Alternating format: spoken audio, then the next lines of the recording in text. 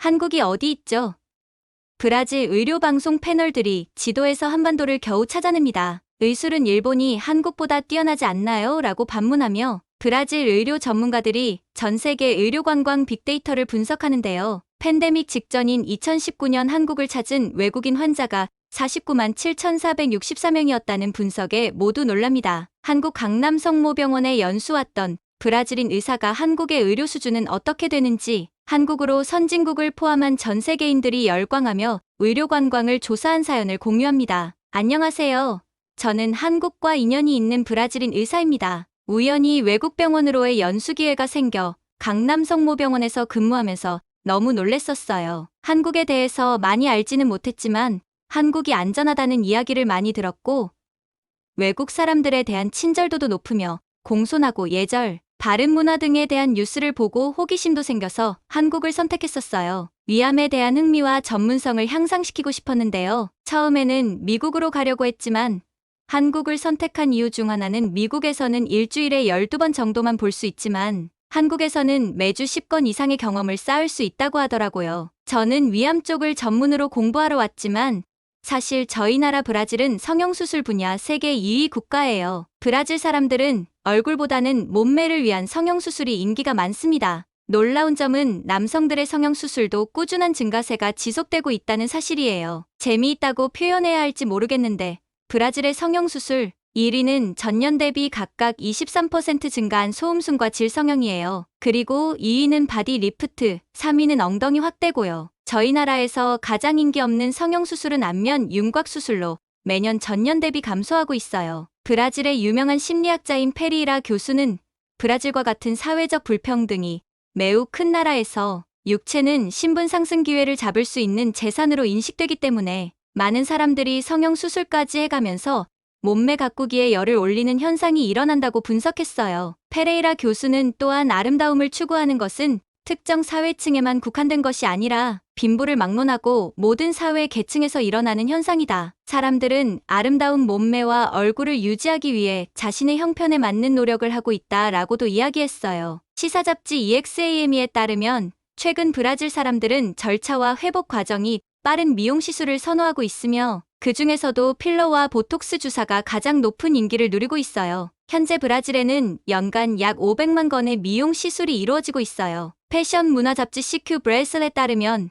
외모를 매우 중요시하는 20에서 30세 브라질 밀레니얼 세대의 경우 노화 예방을 목적으로 보톡스 주사를 맞고 있는 것으로 나타나고요. 밀레니얼 세대가 이토록 외모에 신경을 쓰는 이유 중 하나는 인스타그램 등과 같은 SNS 때문이에요. 이들은 항상 젊고 아름다운 모습만을 찍어서 SNS에 올리기를 원하기 때문에 보톡스 등과 같은 미용 시술에 많은 관심을 보이고 있어요. 브라질 여성들은 대체적으로 피부보다는 아름다운 몸매를 가지는데 더 큰 관심을 보여요. 그래서 그런지 피부 노화 방지나 탄력성 화복을 위한 기능성 화장품을 구입하여 얼굴에 투자하는 소비자는 그다지 많지 않은 반면 유방 확대, 지방 흡입, 힙업 등 몸매 관리에는 투자를 아끼지 않아요. 미용 시술의 경우도 한국은 주로 눈가나 이마의 주름을 개선하기 위해 보톡스 주사를 맞는 반면 브라질은 입술에 볼륨감을 주기 위해 보톡스를 맞는 사람이 많아요. CQ 브레서 잡지에 따르면 성형수술이나 미용 시술은 여성에만 국한되지 않고 남성들 사이에서도 점점 더 관심의 대상으로 떠오르고 있어요. 브라질 성형외과학회 자료에 따르면 최근 5년 동안 브라질에서 남성들의 성형수술은 연간 7만 2천 건에서 27만 6천 건으로 4배가량 증가했어요. 최근 수년 동안 브라질에서 미용 시술 비용이 점차 낮아지고 있으며 실력을 구비한 전문가들이 많이 양성되고 있다는 점도 미용 시술 수요가 높아지는 데 일조했어요. 그런 브라질에서 한국에 와보니 한국은 성형산업이 더욱더 번창해 있더군요. 최근에 K-팝과 K-뷰티 트렌드가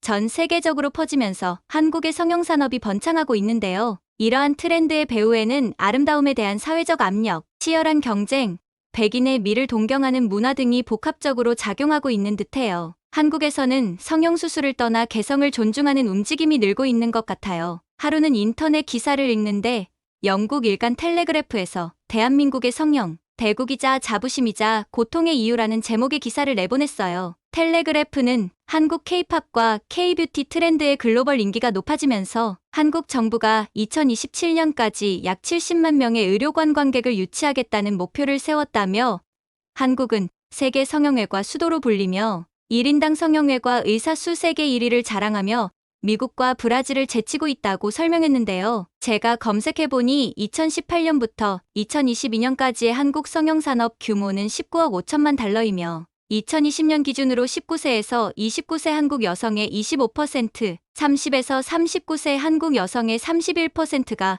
어떤 형태로든 성형수술을 받았더군요. 브라질은 아까 말했듯이 사회적 불평등이 강하기 때문에 육체의 아름다움으로 신분 상승을 꾀하는 욕망이 커서 성형이 유행이에요. 그런데 한국은 선진국인데 왜 이렇게 성형수술을 많이 하지? 이런 의문이 들었어요. 그래서 이유를 찾아보니 한국인들이 대학에 진학하거나 직장에 입사하거나 결혼 상대를 찾기 위해 완벽한 이미지에 대한 사회적 압력을 받더군요. 한국의 미의 기준은 대중문화에서 널리 규정되며 작고 얇아 보이는 V자형 얼굴, 대칭적인 눈썹, 매우 날씬한 몸매, 쌍꺼풀 등 브라질의 미의 기준이 몸매인 것에 비해 얼굴에 초점을 맞추더군요. 아까 말했듯이 브라질에서 성형수술 1위는 소음순과 질성형이에요. 그리고 2위는 바디 리프트, 3위는 엉덩이 확대고요. 그런데 한국이 그 부분에 전 세계 1위인 거 아세요? 한국은 그동안 은밀하게 진행됐던 이쁜 이 수술, 소음순 수술, 질성형, 음액수술, 천여막 수술 등 부인과 성형수술도 많은 발전을 거듭해 개인의 형편에 맞는 맞춤 수술이 가능해졌어요. 현재 가장 큰 발전은 레이저 질 타이트닝 시술이라고 해요. 기존의 수술 방법과 달리 100% 레이저 시술로 수술 없이, 통증 없이, 마취 없이, 회복기간 없이 간단한 레이저 조사 시술로 질축소 수술의 효과를 볼 수 있고요. 특히 겁이 많거나 통증에 민감해 수술을 두려워하는 여성, 바쁜 직장인, 결혼을 앞둔 미혼 여성 등 질성형, 이쁜 이 수술을 받고 싶어도 못 받는 사람들에게는 정말 좋은 기술인 거죠. 질 타이트닝 시술은 레이저를 360도 회전을 통해 질벽 조직을 레이저로 조사하여 콜라겐을 증식시키고 질벽을 타이트하게 하여 관계 시 빠듯함과 동시에 성감을 향상시켜며 폐경기 이후 질 위축증, 질 건조증, 그리고 질의 역한 냄새에도 효과적이에요. 특히 질축소술은 질 안쪽에서 주름을 잡아가며 좁혀 나오는데 그러면 질도 좁아지지만 질 입구가 처녀 때처럼 자연스럽게 닫혀 있어 위생적이며 출산 시 손상받아 항문 쪽과 거의 맞닿아 있는 질도 항문과 질 사이가 멀어지므로 질 길이가 길어지는 효과와 회음부도 보기 좋게 돼요. 한국의 선도적인 기술력으로 정말 많은 브라질 여성들이 한국에서 성형수술 받는 것을 꿈처럼 여기는데요. 아무래도 항공료부터 경제력 차이로 인한 병원비 부담 등 여러 가지 장애물이 있긴 해요. 그래서 결국 돈 많은 부자들만 한국까지 와서 성형수술을 받고요. 제가 한국 병원에 와서 연수를 받다 보니 한국 일정이 상당히 타이트해요. 매주 월요일은 하루 종일 수술이 있는 날이어서 참관하는데요. 위암뿐만 아니라 다양한 케이스에서 고급 기술들을 볼 수 있어요. 화요일은 주로 외래를 돕니다. 금요일에는 컨퍼런스에 참가합니다. 그렇게 바쁜 날들이지만 한국 병원은 시스템이 참 좋아요. 병원 아이디 카드면 식당에서 밥을 해결할 수 있고 헬스장에서도 운동도 할 수 있으니까요. 또 인터넷으로 새로운 논문을 검색하거나 고향 친구들과도 연락을 주고받기도 하죠. 브라질의 저희 병원으로 연수활동을 정리해 보내는 일도 중요한 일과랍니다. 전체적인 인상으로는 한국은 대부분 의료보험이 잘 되어 있고 대학병원이나 기타 병원도 환자의 진료 예약 시스템 등이 체계적으로 잘 되어 있어요. 또한 한국인들은 본인들이 원하는 병원을 선택할 수 있는 기회가 있고 외국인 센터가 따로 있어서 외국인들도 편리하게 진료를 받을 수 있더군요. 여기 와서 가장 놀랐던 일이 각종 환자, 데이터나 논문들을 한눈에 쉽게 찾아볼 수 있도록 정리돼 있다는 점이거든요. 교수님 회진을 따라다니기 전에 미리 환자들에 대해 과거 병력이 어떤지를 살펴보고 앞으로 어떤 치료를 해야 좋을지 등을 생각해 볼 수 있어서 많은 도움이 되고 있습니다. 특히 논문을 쓸 때에도 환자들에 대한 데이터 분류가 간편하다는 게 큰 장점입니다. 새로운 시도가 많다는 점도 배울 부분이라고 생각합니다. 그리고 또 좋은 점은 한국 병원 시설이 마치 백화점 같아요. 병원에 커피 머신도 구비되어 있는 것을 보고 서비스가 대단하다고 느꼈어요. 편안하고 쾌적한 공간이 무척 마음에 들었고요.